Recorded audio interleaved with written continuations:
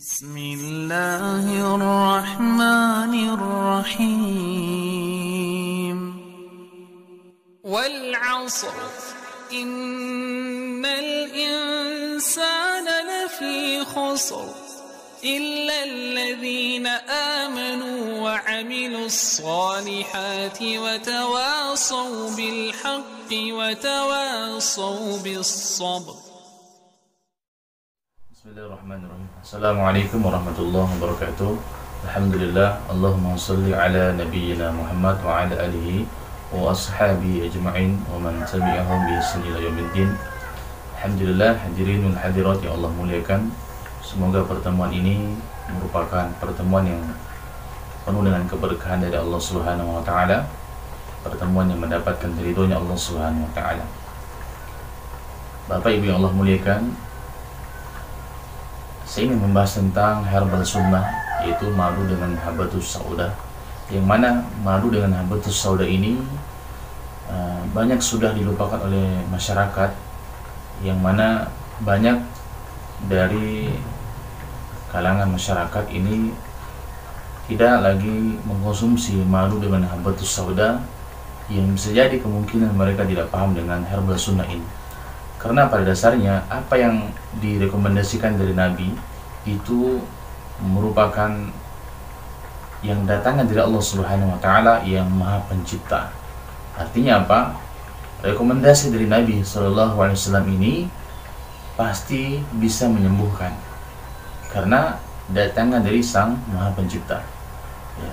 Kenapa saya katakan ini datangnya dari Allah Subhanahu wa taala? Karena setiap apa yang Nabi katakan itu bukan datangan dari nafsu beliau, tapi datangan dari Allah Subhanahu wa taala. Wa ma yantiqu 'anil hawa in huwa illa wahyu yuha. Dan tiadalah yang diucapkannya itu menurut kemauan hawa nafsunya. Ucapannya itu tiada lain hanyalah wahyu yang diwahyukan kepadanya. Surah Najm ayat 3 sampai 4. Ini hadirin yang Allah muliakan, membuktikan bahwa setiap apa yang disabdakan Nabi itu datangnya dari Sang Maha Pencipta, termasuk resep yang para sahabat. Ya. Sebagaimana dalam sebuah hadis, bahwasanya ada seorang laki-laki datang kepada Nabi SAW. Itu hadis dari Abu Sa'id Al-Khudri, anna rajulan ata Nabiya SAW faqal, sesungguhnya seorang laki-laki datang kepada Nabi Muhammad SAW seraya berkata, akhi yastaki batnahu, ya Rasul, saudaraku mengeluhkan perutnya yang sakit. Faqal, maka Nabi sampaikan kepada laki-laki tersebut, isqihi asalan, berilah dia minum madu. Summa atas saniyah faqala, kemudian dia datang kedua kalinya, maka beliau mengatakan lagi, isqihi asalan, berilah dia minum madu. Summa atahu salisa faqala, kemudian dia datang ketiga kalinya, maka beliau mengatakan dengan kalimat yang sama, isqihi asalan, berilah dia minum madu. Summa atahu faqal, kemudian dia datang lagi kepada Nabi SAW, maka Nabi SAW katakan, sadaqallahu wa kazaba batnu akhika, sungguh maha benar Allah dan perut saudara berdusta. Artinya apa? Di sini kita dapatkan hikmah bahwasanya madu benar-benar menyembuhkan. Ya. Madu adalah syifa. Sampai-sampai Nabi katakan perut saudaramu berdusta. Maka Nabi katakan lagi, isqihi asalan, berilah dia minum madu. Maka dia meminumkannya, fasakhahu fabaru'a, meminumkan lagi madu tersebut, dan alhamdulillah tidak lama kemudian saudara yang sembuh dari sakit perutnya. Masya Allah. Inilah hadirin wal hadirat yang Allah muliakan, madu adalah rekomendasi dari baginda Nabi, itu Nabi Muhammad SAW. Ya.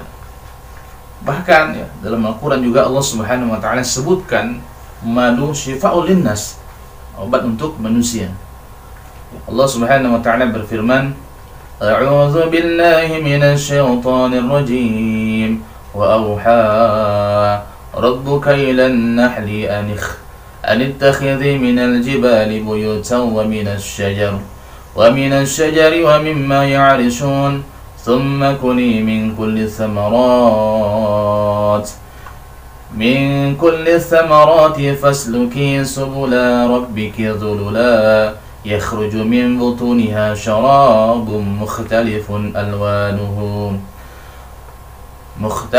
ألوانه فيه شفاء للناس إن في ذلك لآيات لقوم يتفكرون. Allah Ta'ala berfirman yang artinya, dan Rabbmu mewahyukan kepada lebah, buatlah sarang-sarang di bukit-bukit, di pohon-pohon kayu, dan di tempat-tempat yang dibuat manusia. Ya, artinya lebah itu ada yang buat madu di bukit, ada yang tinggal di pohon, ada yang tinggal di tempat yang dibuat manusia. Karena ada manusia yang memang pelihara lebah untuk menghasilkan madu, ya. Artinya lebah peliharaan. Kemudian makanlah dari tiap-tiap macam buah-buahan dan tempuhlah jalan Rabbmu yang telah dimudahkan bagimu. Jadi lebah itu, hadirnya Allah muliakan, ya, ketika dia hinggap di sebuah ranting, maka ranting itu jadi rusaknya, itu lebah. Dan lebah ini selalu mengeluarkan kebaikan, itu madu yang bermanfaat untuk manusia.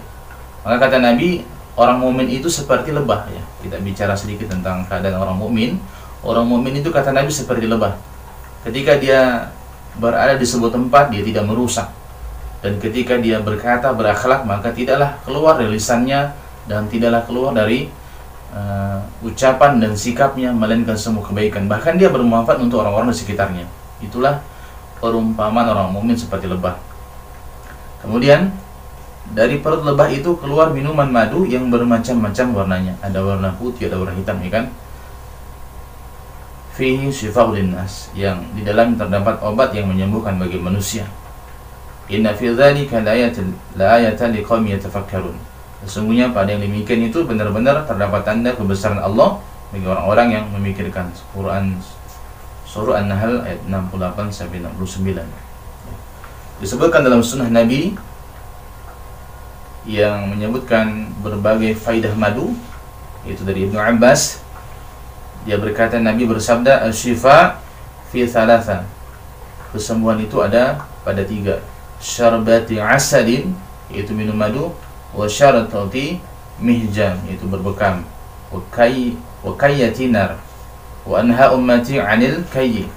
Yang ketiga yaitu sengatan api. Namun Nabi melarang umatnya dari sengatan api.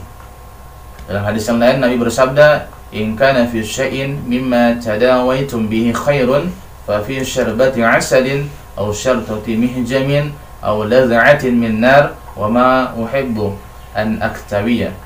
Jika pada sesuatu dari apa yang kalian berobat dengannya itu terdapat kebaikan, maka itu ada pada minum madu. Kemudian bekam, yang ketiga sengatan api. Namun Nabi tidak suka dengan sengatan api. Hadirin wal hadirat yang Allah muliakan. Selain itu, ya, telah kita ketahui bersama bahwasanya madu memiliki manfaat yang luar biasa. Yang sudah kita tahu bersama, yaitu madu bisa untuk stamina, untuk menjaga stamina, menyembuhkan demam. Kemudian cocok bagi mereka pekerja keras yang badannya lesu. Maka dengan sebab konsumsi madu, yaitu herbal sunnah ini, ya, yang merupakan recommended dari baginda Nabi Sallallahu Alaihi Wasallam, yang manfaatnya luar biasa, yang benar-benar bisa membuat tubuh kita menjadi fit, ya. Kemudian manfaat madu berikutnya yaitu kuman tidak bisa menghadapi madu. Ini penelitian dari Dr. Dixon yang menegaskan bahwa beliau katakan daya aktif madu dalam mengungkung banyak dari kuman yang tidak mampu memberikan perlawanan di hadapan madu. Nah, ini penelitian beliau. Kemudian madu bermanfaat sebagai anti luka, ya. Ketika ada luka bisa dioleskan dengan madu. Yang ketiga, bisa mengobati luka bakar. Kemudian madu juga kaya dengan antioksidasi. Kemudian madu bisa mengobati rematik, ya. Kemudian madu bisa mengobati mah, luka pada lambung. Maka bagi antuna yang sakit lambung atau mah bisa konsumsi madu. Jadi untuk konsumsi madu, ya, cocok sekali bagi mereka yang punya penyakit mah. Untuk penyakit mah maka tidak boleh mengkonsumsi yang panas-panas, ya, herbal panas.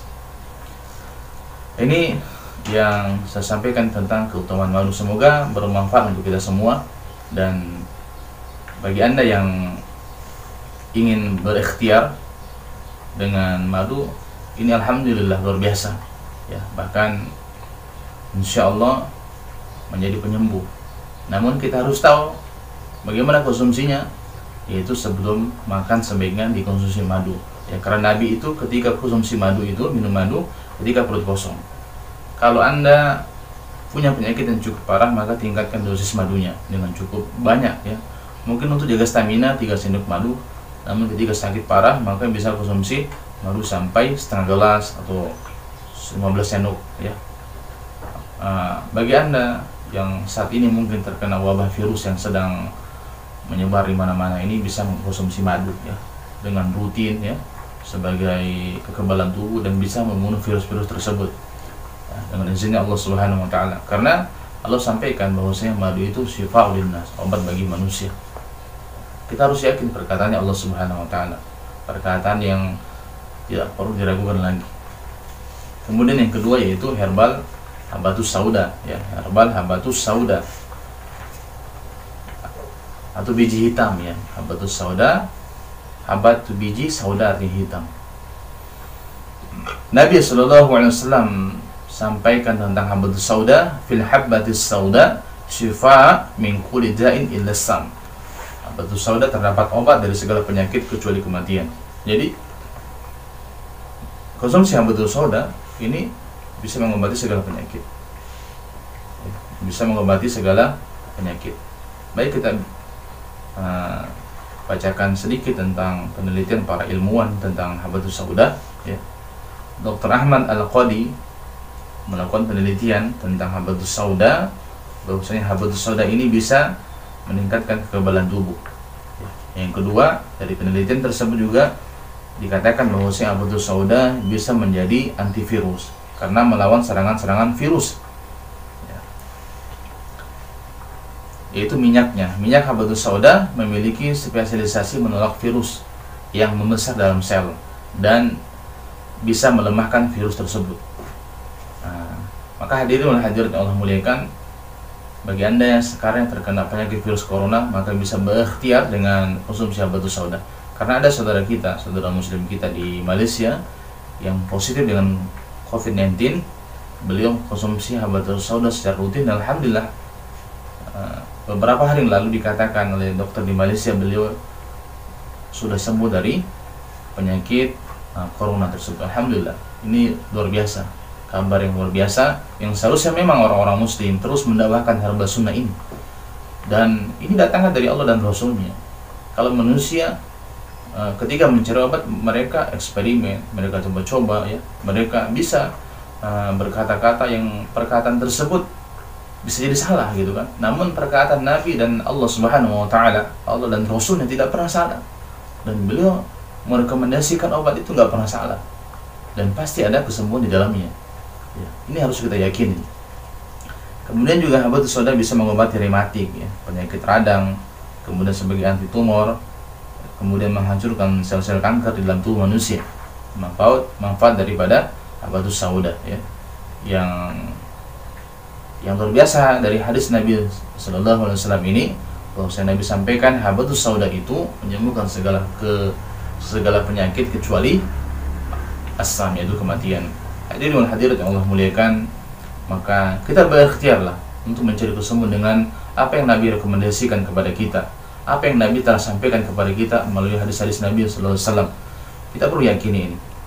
Kemudian herbal yang ketiga itu minyak zaitun ya. Minyak zaitun disebutkan dalam Quran ya, dalam surat At-Tin, wa tini waz zaitun ya. Artinya apa yang Allah sebutkan dalam Quran buah-buahan itu maka mengandung keberkahan di dalamnya. Bahkan Nabi telah sampaikan gunakanlah zaitun karena dalamnya minyak zaitun terdapat keberkahan. Bisa digunakan untuk rambut ya, menghaluskan kulit, mengencangkan kulit. Bagi Anda yang ingin memiliki wajah yang kencang kulitnya, sebagai awet muda, bisa konsumsi konsumsi minyak zaitun, diminum dan bisa dioleskan di wajah Anda. Yang jelas ada keberkahan di dalamnya ya. Bisa mengobati gatal-gatal ya, minyak zaitun juga bisa mengobati gatal-gatal. Mungkin itu saja hadirin wal hadirat yang Allah muliakan. Maka kita berikhtiar dengan herbal sunnah ya. Maka jangan dijadikan alternatif. Udah coba semua obat baru terakhir kita gunakan madu habatus sauda zaitun. Justru seharusnya yang awal kita gunakan adalah madu habatus sauda zaitun sebagai penyembuh kita. Yang jelas juga ini kan merupakan sunnah Nabi ya. Bisa juga dengan kurma ajwa ya, atau kurma yang lainnya ya. Kurma ajwa yang saya sudah sebutkan dalam video saya sebelumnya, bahwasanya kurma ajwa ini kalau dikonsumsi 7 butir di pagi hari bisa menyembuhkan, bisa mengobati, bahkan bisa menjadi benteng sihir dan racun di hari itu ya. Demikian hadirin wal hadirat yang Allah muliakan, semoga kita semua dalam keberkahan Allah Subhanahu wa taala selalu istiqomah dalam mencari ilmu, karena salah satu untuk mendapatkan kebahagiaan dunia wal akhirah yaitu mencari ilmu agama, sehingga dengan kita mendapatkan ilmu agama maka kita bisa tahu perkara yang benar, perkara yang salah, perkara haram, perkara halal, dan kita tahu bagaimana cara beribadah yang baik dan benar, yang mana semua ini mengantarkan kita kepada surganya Allah Subhanahu wa taala. Dengan seperti itu, maka itulah kebahagiaan yang hakiki, yaitu cita-cita seorang muslim yang tertinggi adalah masuk ke dalam surganya Allah Subhanahu wa taala. Masuk ke dalam surganya Allah yaitu dengan belajar, mencari ilmu agama. Demikian, semoga apa kekurangan dari saya, kesalahan dari saya semoga dimaafkan oleh Allah Subhanahu wa taala. Kita akhiri dengan doa, subhanakallahumma bihamdika asyhadu an la ilaha illa anta astaghfiruka wa atubu ilaik. Assalamualaikum.